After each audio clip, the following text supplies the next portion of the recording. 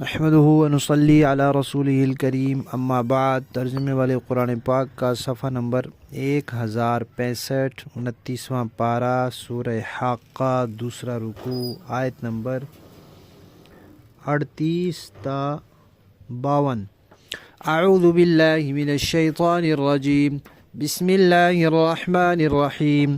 فلا اقسم بما تبصرون وما لا تبصرون انه لقول رسول کریم وما هو بقول شاعر قلیلا ما تؤمنون ولا بقول کاہن قلیلا ما تذکرون تنزیل من رب العالمین۔ ولو تقول علينا بعض الأقاويل لأخذنا منه باليمين ثم لقطعنا منه الوتين فما منكم من أحد عنه حاجزين وإنه لتذكرة للمتقين وإنا لنعلم أن منكم مكذبين وَإِنَّهُ لَحَسْرَةٌ عَلَى الْكَافِرِينَ وَإِنَّهُ لَحَقُّ الْيَقِينِ فَسَبِّحْ بِاسْمِ رَبِّكَ الْعَظِيمِ۔ صدق اللہ العظیم۔ گزشتہ آیات میں قیامت کا اور جنت دوزخ کا، یعنی قیامت میں جو نیک لوگ ہیں ان کے انجام کا، اور پھر جو برے لوگ ہیں ان کے انجام کا، اور ان کے لیے کچھ جنت دوزخ کی نعمتوں کا تذکرہ تھا۔ اب اللہ تعالیٰ یہ فرما رہے ہیں کہ بھئی جہان ہیں دو طرح کے، ایک وہ ہیں جو انسان کو اپنی آنکھوں سے نظر آتے ہیں، اور ایک وہ ہیں جو انسان کو آنکھوں سے نظر نہیں آتے۔ نظر آنے والی چیز کو کہا جاتا ہے مرئی، دکھائی دینے والی چیز، اور جو نظر نہیں آتی اس کو کہا جاتا ہے غیر مرئی۔ تو جہان مرئی بھی ہیں اور غیر مرئی بھی ہیں۔ تو یہ جو قرآن پاک ہے یہ انسانوں تک پہنچا ہے، تو اس میں کچھ واسطے مرئی ہیں، کچھ غیر مرئی ہیں۔ یعنی ہم تک پہنچا ہے ہمارے اساتذہ سے، ان تک ان کے اساتذہ سے، ان تک کرتے کرتے حضرات صحابہ کرام سے، اور ان کو نبی پاک صلی اللہ علیہ وسلم سے۔ تو یہ سب واسطے اس کے مرئی ہیں۔ اور پھر نبی پاک صلی اللہ علیہ وسلم کو حاصل ہوا سیدنا جبرائیل سے، جبرائیل علیہ السلام نے حاصل کیا بیت معمور سے، اور بیت معمور پر آیا یہ عرش سے، اور عرش تک پہنچا اللہ تبارک و تعالیٰ کی ذات سے۔ تو وہ چیزیں ہمارے لیے غیر مرئی ہیں۔ تو مرئی اور غیر مرئی واسطوں سے یہ قرآن پاک ہم تک پہنچا ہے۔ تو اب اس دنیا کی جو چیزیں ہیں وہ ہمارے لیے مرئی ہیں اور دیکھنے والی ہیں، دکھائی دینے والی ہیں، ہم ان کو دیکھ سکتے ہیں۔ اور اس جہان سے جب انسان اگلے جہان میں منتقل ہو جاتا ہے، اس دنیا میں اس کا وقت ختم ہو جاتا ہے، تو پھر اس جہان کی چیزیں عام معمول کے مطابق انسان کے لیے غیب میں ہوتی ہیں، پردے میں ہوتی ہیں۔ اور جب اس جہان میں چلا جاتا ہے تو پھر اس کو سب کچھ نظر آنے لگ جاتا ہے، محسوس بھی ہو جاتا ہے۔ اسی لیے موت کے وقت کا ایمان قبول نہیں ہوتا، اس لیے کہ اس وقت پردے ہٹ جاتے ہیں اور وہ فرشتے نظر آنے شروع ہو جاتے ہیں، تو اگلے جہان کا یقین ہو جاتا ہے، آنکھوں سے دیکھ لیتا ہے۔ تو اللہ تعالیٰ تو فرماتے ہیں کہ اللہ اور اس کے نبی کے کہنے پر ایمان لائے، اپنی آنکھوں سے دیکھنے پر نہیں۔ تو آنکھوں سے دیکھنے سے پہلے تک جو ایمان لے آیا وہ قبول ہے، آنکھوں سے دیکھنے کے بعد جو ایمان لایا وہ ایمان قبول نہیں ہے، کیونکہ وہ تو اللہ نبی کے کہنے پر ایمان نہیں لایا، اپنی آنکھوں پر ایمان لایا۔ تو ایمان وہی مقبول ہوتا ہے۔ تو قیامت بھی جو ہے وہ غیر مرئی چیز ہے۔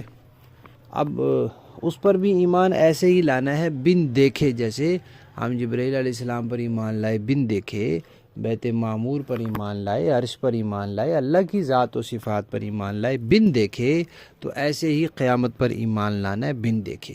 پھر صرف دیکھنے کی بات نہیں ہے، اس ایک جہان میں رہتے ہوئے دوسرے جہان کی باتیں پوری طرح سے سمجھ میں بھی نہیں آ سکتی۔ اسی لیے قرآن پاک میں جہاں شہداء کی حیات کا تذکرہ ہے، وہاں بڑی ہی صراحت، وضاحت کے ساتھ دو ٹوک الفاظ میں بتا دیا ہے کہ وہ زندہ ہیں، لیکن تمہیں ان کی زندگی کا شعور نہیں ہے، تمہیں سمجھ نہیں ہے، تمہارے اتنی عقل نہیں ہے کہ تم اس دنیا میں رہتے ہوئے، اس جہان میں رہتے ہوئے ان کی دوسرے جہان کی، عالم برزخ کی، عالم قبر کی زندگی کو سمجھ سکو۔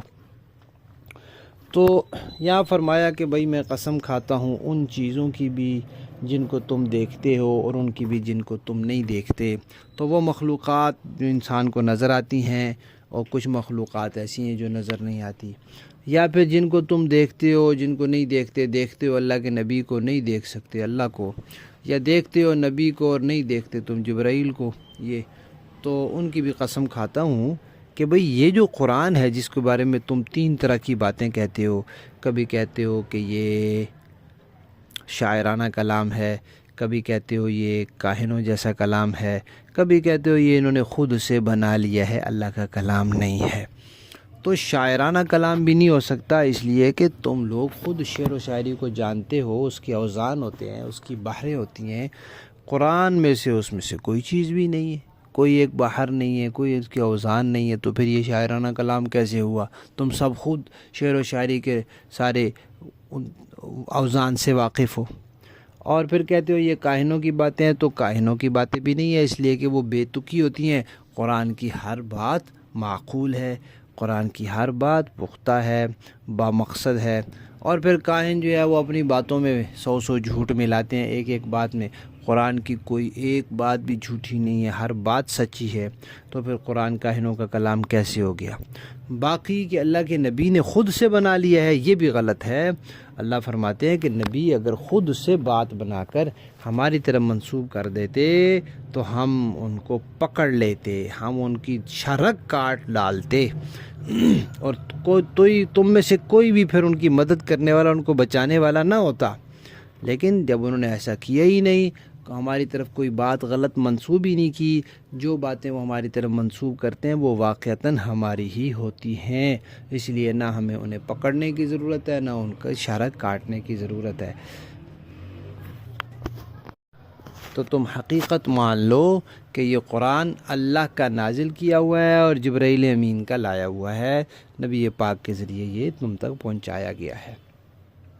اب یہ جب پہنچایا گیا ہے تو کس مقصد کے لیے؟ نصیحت کے لیے. قرآن کتاب ہدایت ہے، قرآن نصیحت کی کتاب ہے، اور نصیحت کی کتاب سے نصیحت حاصل کی جاتی ہے. صرف یہ ایمان رکھنا کافی نہیں ہوتا کہ یہ نصیحت کی کتاب ہے، یہ ٹھیک ہے، خود اس سے نصیحت حاصل بھی کرنی چاہیے. پھر اللہ تعالیٰ نے فرمایا کہ بھئی ہمیں معلوم ہے تم میں سے جھٹلانے والے بھی ہیں، کچھ ماننے والے بھی ہیں تو جھٹلانے والے بھی ہیں، لیکن یہ یاد رکھو کافروں کے لیے یہ حسرت کا باعث ہوگا. یہ جھٹلانا، یہ قرآن، اس قرآن کو جھٹلانا ان کے لیے حسرت کا باعث ہوگا. وہ کہیں گے کاش کہ ہم قرآن پر ایمان لے آئے ہوتے، تو ایمان نہ لائے اور جھٹلا دیا، تو اس لیے اس پر ان کو بڑی حسرت ہوگی بعد میں. اور حقیقت یہ ہے کہ یہ بالکل سچی اور یقینی باتیں کرتا ہے قرآن، کوئی اس میں شک نہیں ہوتا. لہذا آپ اس اپنے عظیم رب کے نام کی تسبیح کیجئے جس نے یہ قرآن اتارا ہے اور جس نے اس قرآن کے ذریعے توحید، رسالت اور قیامت کا عقیدہ دیا ہے. دنیا کا ہر انسان اسی عقیدے پر آ جائے تو اس کی کامیابی ہے. کوئی انسان جو اس عقیدے سے ہٹ جائے تو اس کے لیے کوئی کامیابی کا راستہ نہیں ہے. لفظی معنی دیکھیے، فلا اقسم، میں قسم کھاتا ہوں، بما اس کی تبصرون جو تم دیکھتے ہو، وما اور اس کی لا تبصرون جو تم نہیں دیکھتے. انہو کہ بے شک یہ لقول، البتہ بات ہے، رسول ایک قاصد کی لائی ہوئی، کریم جو بڑی عزت والا ہے، معزز فرشتے کی لائی ہوئی بات ہے یہ. وما ہوا اور نہیں ہے یہ بقول شاعر، کسی شاعر کا قول، قلیلا ما تؤمنون پھر بھی تم ایمان بہت کم لاتے ہو. ولا بقول کاہن اور نہ ہی یہ کسی کاہن کا قول ہے، قلیلا ما تذکرون لیکن تم نصیحت کم پکڑتے ہو.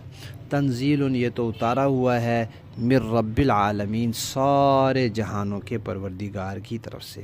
ولو تقول اگر بالفرض یہ پیغمبر گھڑ لیتے کوئی جھوٹی بات، علینا ہمارے پر، گھر لیتے کوئی بات ہم پر، بعض الاقاویل بعض باتیں، یعنی بالفرض کوئی جھوٹی باتیں گھڑ کر ہماری طرف منسوب کر دیتے، لأخذنا تو ہم پکڑ لیتے، منہ بالیمین کو دایاں ہاتھ سے، یا ان کا دایاں ہاتھ پکڑ لیتے. یہ ایک محاورہ ہے کہ جب کسی کو سزا دی جاتی تھی تو اس کو ایک ہاتھ سے پکڑ لیا جاتا تھا، دوسرے ہاتھ سے سزا دی جاتی تھی تاکہ ہاتھ سے نکل نہ جائے.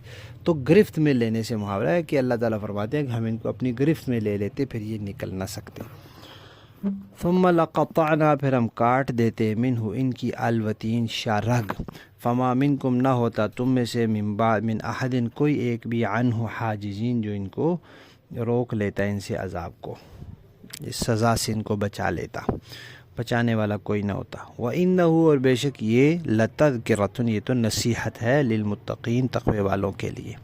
وَإِنَّا لَنَعْلَمُ، اور بے شک ہم جانتے ہیں، ان منکم کہ تم میں سے مکذبین، جھٹلانے والے بھی ہیں.